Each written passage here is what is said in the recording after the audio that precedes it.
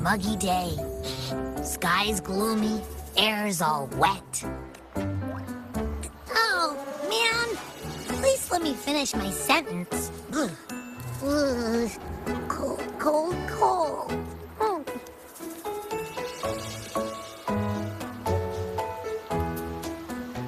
All right, I'm famished. We barely had a bite sprinting all the way here from Ragusa.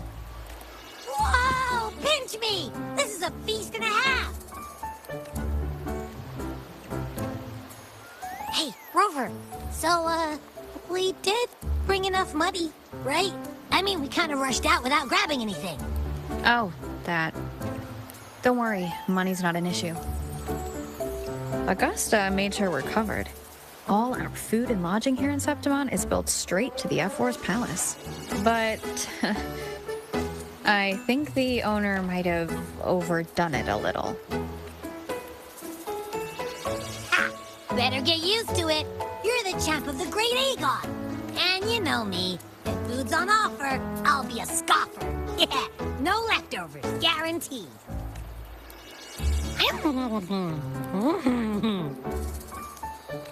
Free stay? Free meal? This effort really knows how to treat guests. This smells amazing!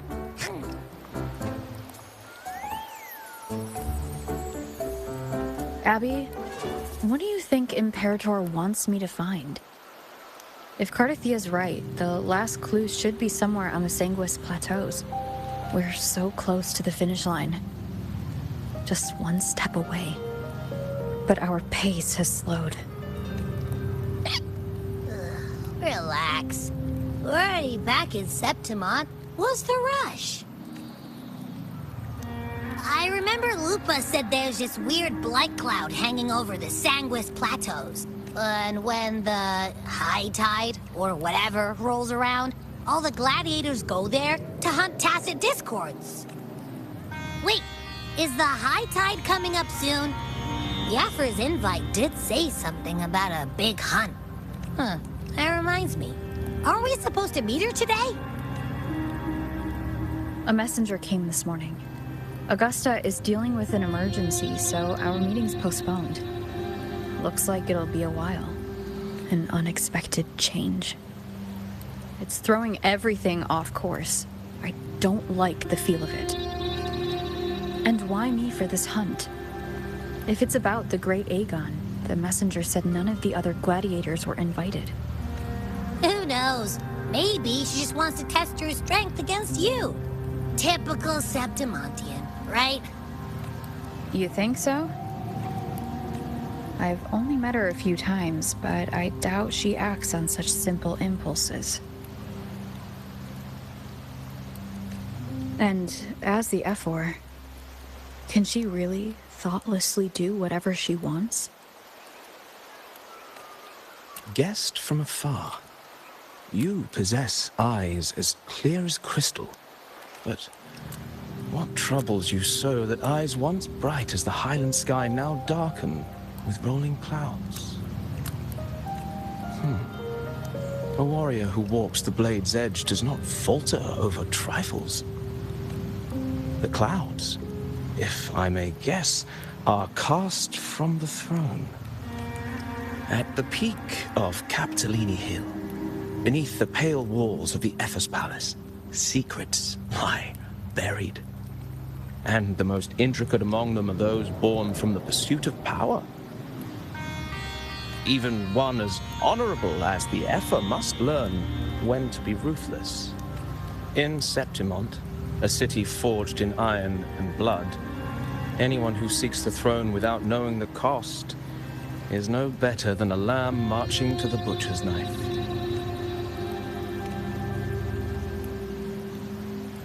I am Nestor, a traveling poet.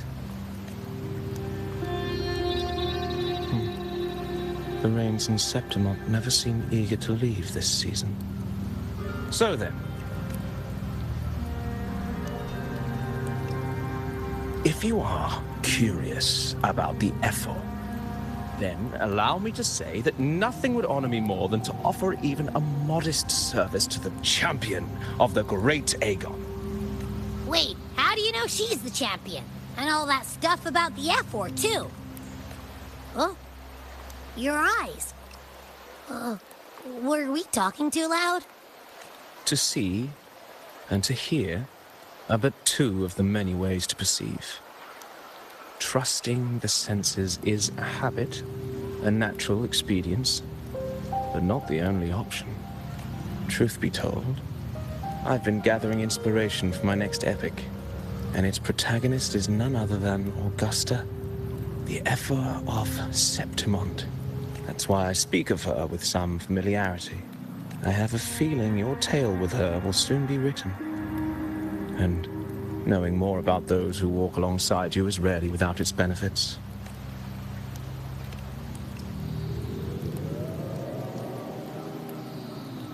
Augusta, a girl of humble birth, a resonator of modest talent, a commoner without noble patronage.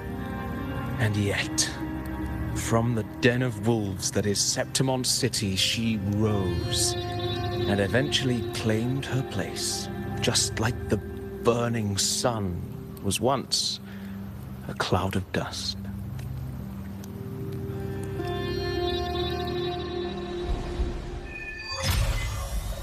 Of a short epic, this is all I can offer about the Ephor. Now, as a listener, what do you make of my narration?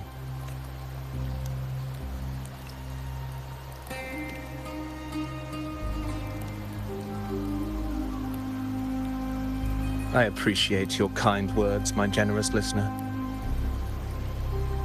I am only a humble wordsmith, spinning verses and rhymes.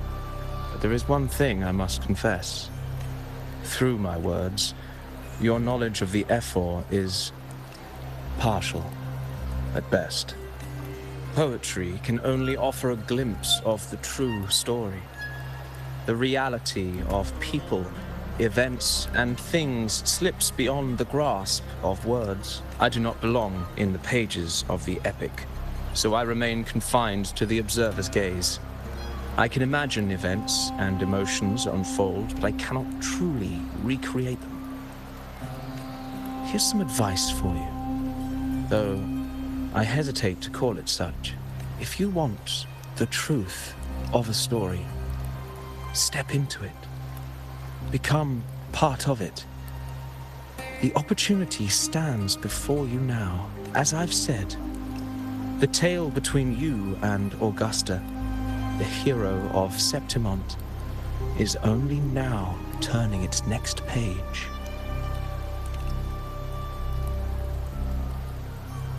It's not difficult to see. Fate flows like the stars, tracing their course. Your destination is written in the steps you take.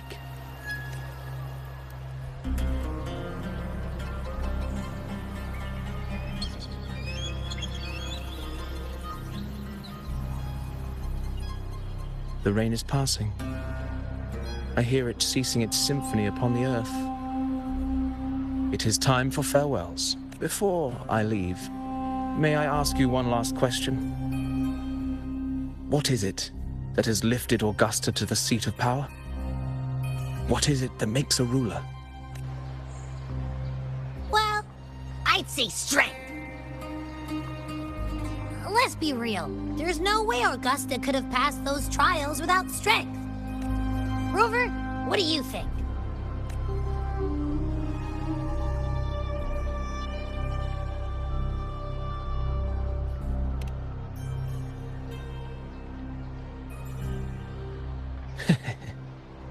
You needn't rush to answer now. Keep it in mind as you continue your journey. When the final chapter is written, the answer will reveal itself. Farewell, my friend. Our paths crossed by fate and by chance. Soon, after this brief encounter, everything about me will be gone with the wind. But you Your epic continues.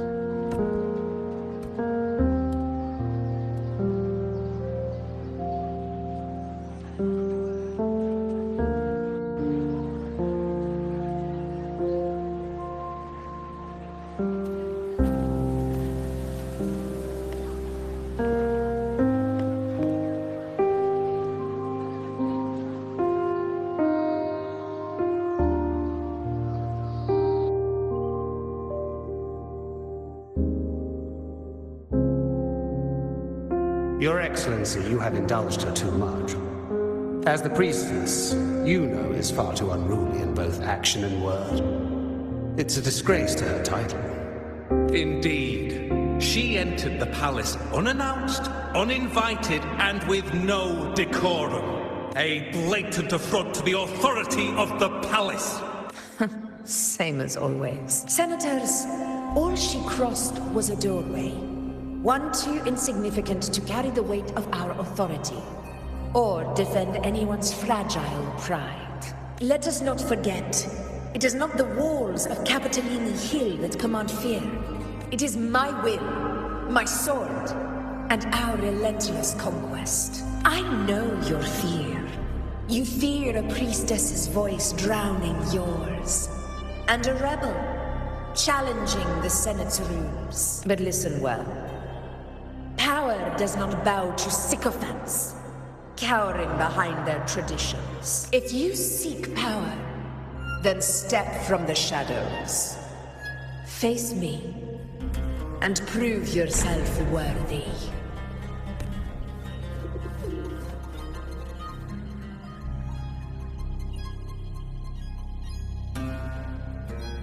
Took you long enough, Augusta.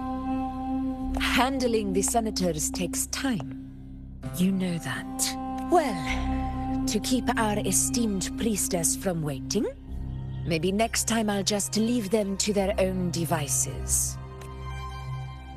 I'll make sure they record every detail of your feat, and relay it word for word to Grandmother Lilibet. Priestess Iuno, unruly behavior, left Tetragon Temple without permission, and trespassed into the Ephor's palace.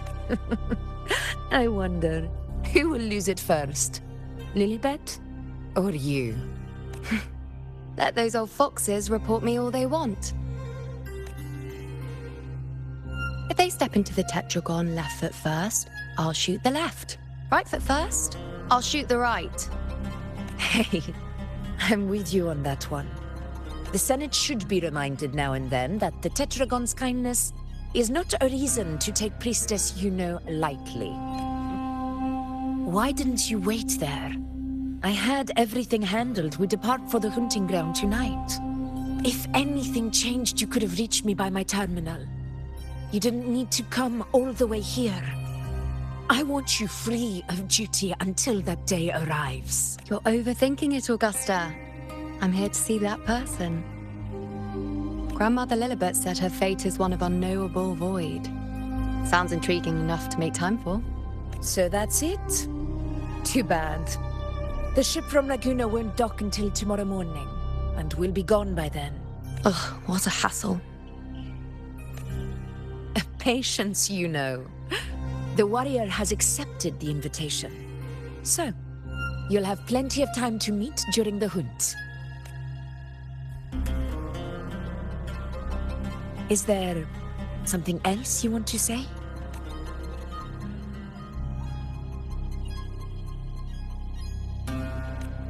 I read Grandma Lilibet's book of prophecies. The hunt and our plan, neither end well. Are you sure we should go through with this? Risk does not trouble me. Peril simply requires greater strength. But really, when did you start caring about the temple's traditions? O ye faithless of Septimont, the divinity is enraged. Should your ruler defy their will again, doom shall be your fate. Lately, I've been hearing murmurs from the nobles again, about the ancient prophecy from Ragusa. I will admit, those words once carried weight. But when our ancestors crossed the waters and climbed these hills, Raguna's divinity didn't get a seat on the ship, and the priestesses all said the prophecy was incomplete. Only the hero of heroes, wielding extraordinary power, risen from the dark tides, shall bring eternity to Septimont. Then shall the waters quiet, the tempest still, and glory return with the blood of the old king. Do not forget, this is the other half of the prophecy. Fabius, Attilius, Valeria, one after another, these heroes have saved Septimont from the brink of ruin. As long as a hero stands, no disaster can break this eternal city. What if this time is different? What if ruin is our fate? Then I will sever that fate with my blade.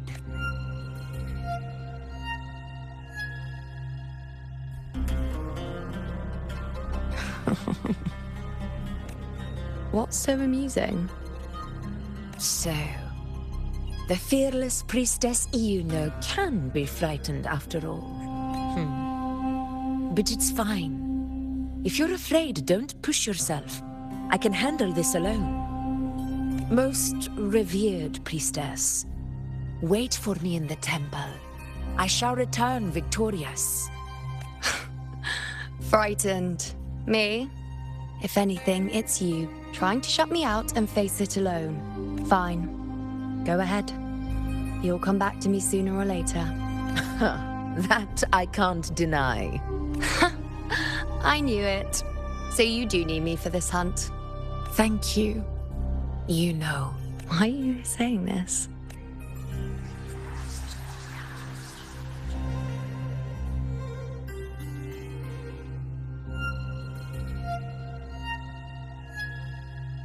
The storm is coming. Come, you know my friend. The best way to greet a storm is to walk straight into it.